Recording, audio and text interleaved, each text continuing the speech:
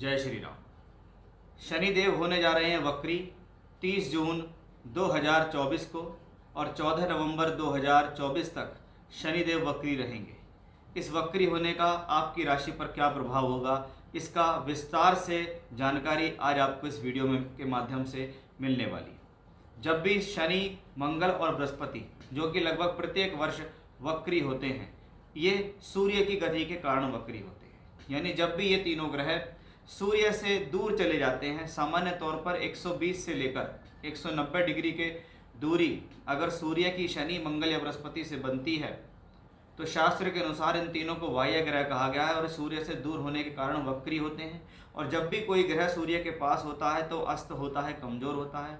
सूर्य से दूर होता है तो वो वक्री होता है और वक्री होने के कारण वो ग्रह मजबूत अवस्था में होता है। उसी मजबूत स्थिति, उसी वक्री होने के बारे में आज हम इस वीडियो में बात करेंगे कि 137 दिनों के लिए शनिदेव वक्री हो रहे हैं। अब शनिदेव अपनी कुंभ राशि में वक्री होंगे। पिछले राशि की तरफ इनका मूवमेंट होगा, लेकिन ये रहेंगे इसी राशि में। और इस दौरान ये धन के कारक गुरु यानी बृहस्पति के पूर्वी भाद्रपद नक्षत्र में भी गोचर करेंगे और उसी गोचर के अंदर ये वक्री होंगे।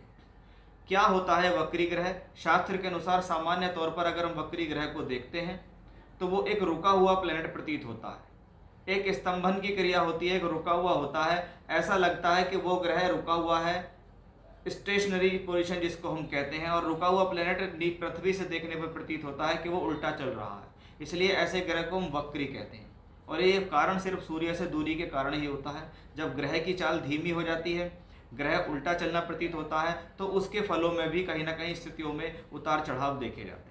सामान्य तौर पर ग्रह को शक्ति या शक्तिशाली कहा गया। शारावली शास्त्र में इसके बारे में बहुत ज़्यादा विवरण हुआ है, जहाँ पर महर्षियों ने ये कहा गया है कि जब कोई ग्रह वक्री हो तो उसको कुंडली के अंदर चेष्टा बल प्रदान होता है। यानी वक्री ग्रह को कहीं ना कहीं एक अच्छा और बेहतर ग्रह ही माना जाता है। लेकिन यह निर्भर करता है कि वक्री ग्रह आपकी कुंडली की स्थितियों पर भी के अनुसार भी फल देता है।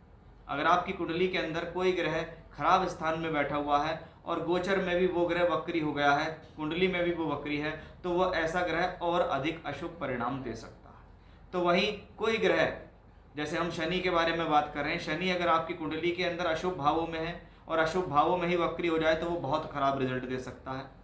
और अगर शुभ भावों के अंदर है और शुभ भावों में वक्री हो जाता है तो वो शुभता की स्थिति को बहुत ज़्यादा बढ़ाने में भी सक्षम हो सकता है।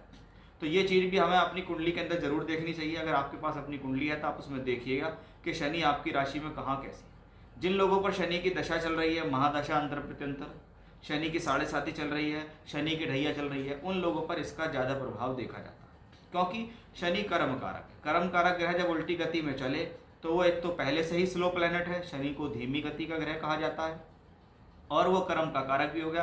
यानी कहीं ना कहीं इसका बहुत अधिक प्रभाव आपकी प्रोफेशनल लाइफ में स्पष्ट रूप से देखने के लिए मिलेगा।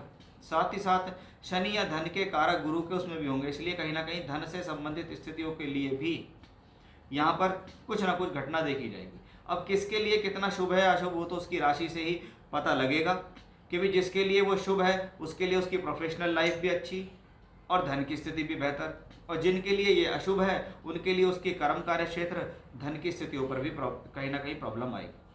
सभी के लिए कुछ कॉमन उपाय मैं आपको बता रहा हूँ कि जब तक शनि वक्री और अगर आपको किसी प्रकार की प्रॉब्लम होती है, ऐसी स्थिति में आप एक स्टील के लोटे में जल भरकर उसमें थोड़े से काले तिल डालकर अगर शिवलिंग पर त्र्यंबकम मंत्र का जाप करते हुए जल चढ़ाते हैं रोजाना तो आपको काफ़ी रिलीफ मिलता है।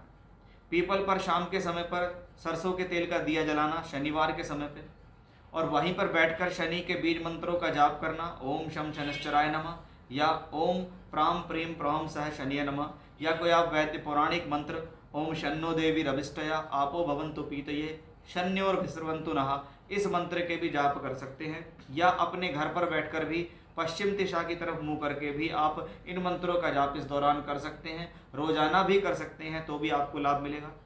किसी गरीब और जरूरतमंद लोगों को अन्न का दान करना भी ऐसी स्थिति में शुभ होता है। यहाँ धन का दान नहीं करना है, अन्न का दान करना आपके लिए बेहद शुभ होता है। आप चाहें तो इस दौरान कुछ समय के लिए 7 मुखी रुद्राक्ष भी काले धागे के अंदर शनिवार की शाम को संध्या के समय पर धारण कर सकते हैं, यह भी आपके लिए शुभ रहेगा। अब देखते हैं कि आपकी राशि के अनुसार शनि जब वक्री होंगे तो क्या प्रभाव होगा, क्योंकि ये वो प्रभाव था जो कॉमन सभी राशियों पर देखा जाता है, और यही वो उपाय थे जो कॉमन सभी राशि कर भी सकती हैं। अब स्पेशली देखते हैं कि आपकी राशि पर इसका क्या प्रभाव होने वाला है। ये बात करते हैं कि कुंभ राशि के जातकों के लिए शनि का वक्री होना कैसे बल देगा। शनि आपकी राशि के ही मालिक हैं, राशि में ही बैठे हैं, राशि में ही वक्री होंगे और दूसरे भाव में गोचर नहीं करेंगे।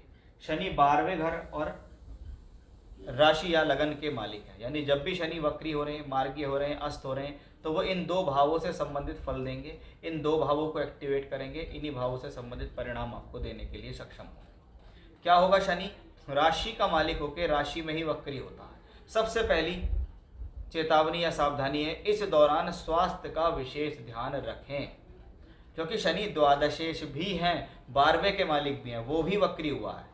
सिर्फ शनि वक्री नहीं हुआ, उस भाव के स्वामी भी वक्री हैं, उनका भी वक्री होने का कोई ना कोई प्रभाव होगा। तो सबसे पहली चेतावनी सावधानी, इस दौरान आप अपने स्वास्थ्य का विशेष ध्यान रखेंगे। अब पॉजिटिविटी क्या है, शनि राशि के मालिक हैं, अपनी ही राशि में बैठे हैं, कुंभ राशि है जो कि वायु तत्व राशि, यानी इस दौरान विचारों का जो आवागमन है या योजनाएं जो हैं उनमें वृद्धि होगी। इस दौरान आपके जीवन में कार्य करने की क्षमता बढ़ेगी, हिम्मत बढ़ेगी, साहस बढ़ेगी, सहजता बढ़ेगी, धैर्य बढ़ेगी, आपको बुद्धि आएगी। इसको कहते हैं मुझे सद्बुद्धि आ रही है, मेरे डिसीजंस ठीक हो रहे हैं, मेरा मेहनत करने का जज्बा पहले से बढ़ रहा है, अब मैं पहले से ज़्यादा एक्टिव नज़र आ रहा हूँ। क्योंकि शनि वक्री है शक्त ग्रह।